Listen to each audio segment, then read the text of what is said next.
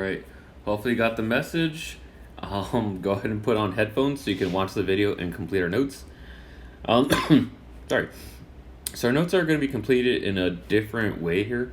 You're going to be watching the video and then completing your notes, pausing if I'm going a little bit too fast, or if you need some more time to process. But what I'd like for you to do in this time, go ahead and put 0.3 on your table of contents.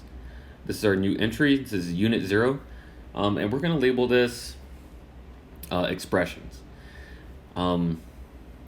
Now, unit 0, this is a lot of the topics that we have in algebra that aren't included in our textbook. So this really isn't related to the last two topics that we learned. So we're going to kind of switch gears to now this largely algebraic topic. All right, and this topic is called expressions. We're going to be primarily working with algebraic expressions composed of primarily variables and numbers, versus numerical expressions. Those are expressions just purely numbers. You can think of that as like simplifying PEMDAS problems, things like that. All right, anyways, so let's go ahead and update some key vocabulary terms that we have here. Term.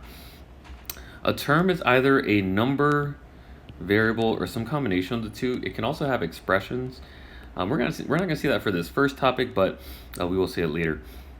All right, so some examples, we can say -5 for the number. A variable, really any letter. Let's put M. But really, a variable is not just a letter. A variable is a symbol that represents a letter. We primarily use letters in that case, but you could also use, like, let's say emojis. We have a smiley face. This could also represent a term or a variable. And a combination of the two, let's say 6y. These are all terms. They're like individual elements composed of one of these three things. Expressions. Expressions are terms, so what's above, but they're separated by typically a plus or a minus symbol. So we're going to see some algebraic expressions here. All right. And if you're used to solving equations, you're used to seeing expressions. Let's say this. 2m minus 5, right? That's an expression. This is a two-term expression. We call this a binomial. Come on, let's give another one. Let's say x squared plus 7. This is another two-term expression. Now, that's not the same thing as the equation. We can make this into an equation if we, in 1 second, if we were to put an equal sign, then this becomes an equation. But an expression does not have an equal sign. So just make sure we're careful with that, not confusing the two. We will get to equations quite a bit in this class for algebra. And then let's give another expression. Let's say -2n squared plus 8n plus 1. All right, these are all expressions. All right. Let's get to like terms. So when we worked on integer operations, I believe exactly last week, we did things like adding and subtracting integers. So things like -5 plus a -4. We're doing that same thing with the exception of, instead of only having numbers, we're going to have some variables kind of in the mix there. But in order to have like terms, you need to have two things that are the same. First is you need to have the same variables.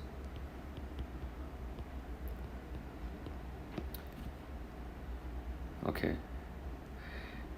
So an example above here, like we have, some n's here, right? So that satisfies one characteristic. Off to the right, you can see that this one doesn't have a variable. That's what we call as a constant, right? Constant is something that doesn't change, and this one will never change. Versus these n's, they can take up values for variables, and they could possibly change. So that's how we know the difference. Variables vary, constants stay the same. They don't ever change there.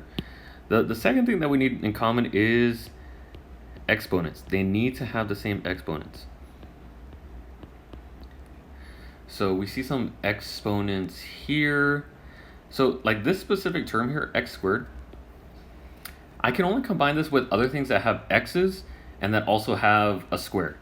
If something has an x, that's great, but let's say it's to the third power, then that doesn't quite work out. Okay, how to simplify.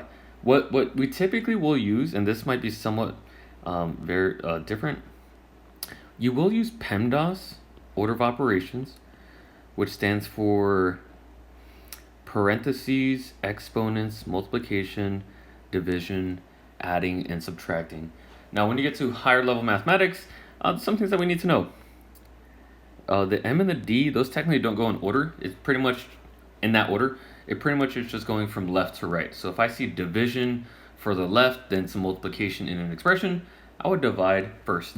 Same thing here for addition and subtraction. If I see subtraction further left in the expression, I'm gonna do that first before I simplify any addition that's further right. But another thing that we're gonna fix here is the P. I'd like for you to cross off the P. Maybe some of your other classes have done this, but we typically don't use PEMDAS. We do use PEMDAS, but the P that stands for parentheses is somewhat limiting. We no longer have PEMDAS. We use what's called is GEMDAS. Now, the reason that we use GEMDAS is because the G here stands for grouping. And the thing is, like, there's a couple different things that we can group. Parentheses are one type of group, but there's many more groups besides parentheses. We can have brackets, so things that look like this.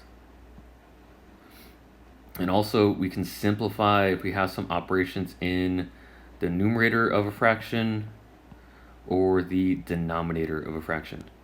And again, one more time, if I'm going a little bit too fast, you're more than welcome to pause the video, catch up, revisit it, all right, before we get to some expressions though, or some examples, let's get to some examples in combining like terms. Let's get to some examples of what are like terms. So things that are like terms. Actually, let's just write. I'm just gonna put examples.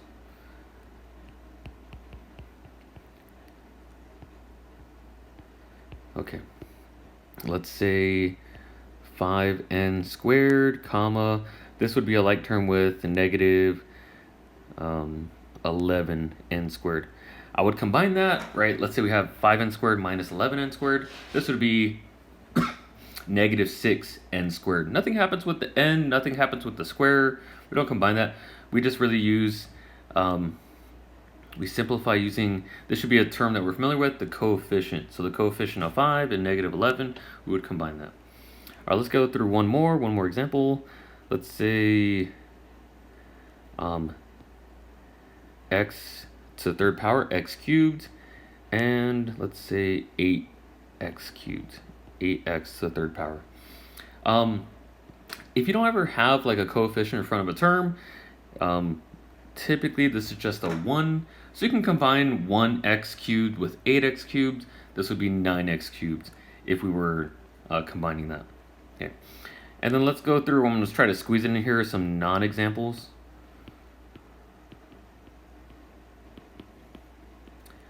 All right, apologize for that, but right, 2x is not a like term with, let's say 3x squared, because the exponent of this is a 2, and technically when this 2x, this exponent, if you don't ever see it, it's technically a 1. You can't combine those are not like terms. We just leave it like that. And then one more, let's do let's say 8 comma 8y. Even though these two have the same coefficient, we have a constant of 8 and we have a coefficient of 8 with this variable term y. Those are not like terms because 8 doesn't even have a variable, right? 8y does, 8 doesn't. All right, let's go and get to a couple examples here, then we'll get to the back side. We're gonna go a little bit faster here. We're going to be combining like terms. So this is adding and subtracting terms. If we can add and subtract them. We're going to see what has the same variable and exponent. I'm going to underline this 10m with this positive 6m. Notice how I'm also underlining the plus that's in front of the 6. This we can combine. right? 6m plus, or sorry, 10m plus 6m is 16m. And then separately, this negative 4n is a like term with this positive 5n. Negative 4 plus 5, that is a positive 1. You could put this as plus n, but that means the same thing as plus 1n, right? N, same thing as 1n, just the same thing as 100 is the same thing as a 100. We know what we mean there. Like a finger, same thing as one finger. Okay. Now this is our final answer here. Typically, you cannot combine the 16m with the 1n. Those are not like terms. We don't have the same variable. But you could also have them switch. You could actually have the 1n before the 16m. It's not going to make a difference right now, but we will get to topics later where it's going to be crucial that we put this in order, what we call this standard form. Pretty much it's just alphabetical order. So this is fine. Okay, next thing. I'm going to box this. X squared. So what has an x and what has an exponent of 2 is this 7x squared, right? Technically this is a 1. 1x squared plus 7x squared is 8x squared. And then I have this left over. None of these terms are a like term with negative 5x. So that, although it seems unusual, and I think in math we try to get one answer, here our final answer is just these two terms. We cannot simplify any further, although we see x's, but technically this has an exponent of 1, not a 2. All right, let's go to this last one. We see a lot of things here. We have 10x squared y squared from here. We have plus 2xy squared plus 5xy squared minus 9x squared y squared. Like, that's a mouthful, but this, I think when we circle, underline, we can really group these things.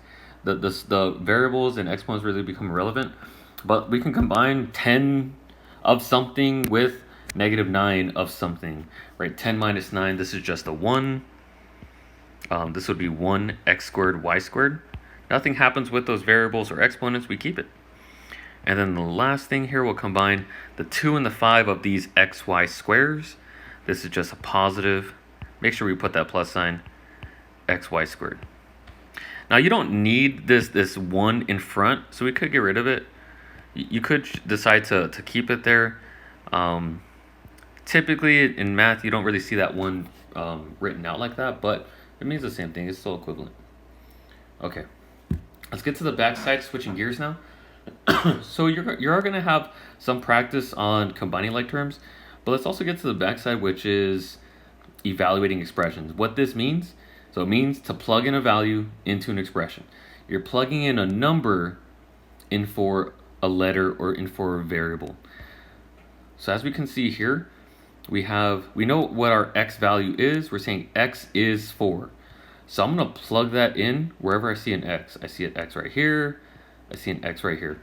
Now, if you ever have terms next to this, it's kind of smart to put parentheses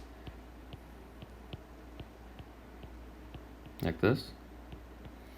And then from there we simplify. I mean, you could write gem dots off to the side. Like, what do we have here? The 2 and the 4, they're next to each other, so that's multiplication. We have addition. We have 4 times 4, which is another multiplication. We have a subtraction. So we have 5 operations that are going on here. But let's simplify it one piece at a time. We're going to simplify the 2 items of multiplication. Right, 2 times 4 is 8. 4 times, so I'm going to put plus. 4 times 4 is 16. And then minus 5. Oh, sorry, so there's 4 operations total. Now let's get rid of addition and subtraction, and it looks like it is going in that order. We'll have 24 minus 5, and our final answer will just be one number of 19. All right. Next one, example 2 of 3. We're going to plug in a negative 5 in for n. Since nothing is really next to the n, we don't have to put parentheses around it. You can, just to be safe, but I'm just going to put negative 5 plus 8, parentheses, and then squared. Okay, let's rewrite GEMDAS. So what is happening here? Now we do have exponents, the exponent of 2. We technically do have a group, right? There's a parentheses. And in that parentheses, we have -5 plus 8. Although we see the plus, these two things are actually subtracting. So I could underline the S, but I'm just going to just keep this highlighted. The subtraction is part of that group, but let's simplify this. -5 plus 8 is 3. And 3 squared. Anything to an exponent means, right, you multiply that, what we call as the base, by itself, that many times from the exponent. So what this means is 3 squared means 3 times 3. And that is 9. All right, and last one. Many times we'll get to examples where I'll ask you to draw the skeleton. What the skeleton is, how we interpret the skeleton, it's an expression, an equation, but without typically variables. So this is an example of a skeleton. Instead of putting y minus 50, I'm just going to put minus 50. Instead of putting 2y, I'm just going to put 2. And we're going to plug, so this is the skeleton here, right? There's no variables, but I'm going to plug in values for those variables. So instead of y minus 50, it's 10 minus 50, right from here. Instead of 2y, we'll have 2 and then a 10, but probably smart to put that in parentheses so it doesn't look like it's 210. Order of operations, this right here, this is why we use GEMDAS, because although this is subtraction, this, like we said earlier, this is a group. We have operations in the numerator. So we can simplify this. 10 minus 50 is -40. We'll move on to multiplication on the denominator. This is also another group. 2 times 10 is 20. And then we can divide this. Negative divided by positive is a negative. And 20 can go into 40 twice. All right. We're going to call it there. What I'd like for you to do, put notes off to the side. Don't put it away. I'm going to have you access the assignment on Map Accelerator. You should look at the assignment / skills tab. And there should be 2 assignments posted for today. Okay. If you're not sure, still have questions, let me know. You're always welcome to email me, but that is going to be the notes for today.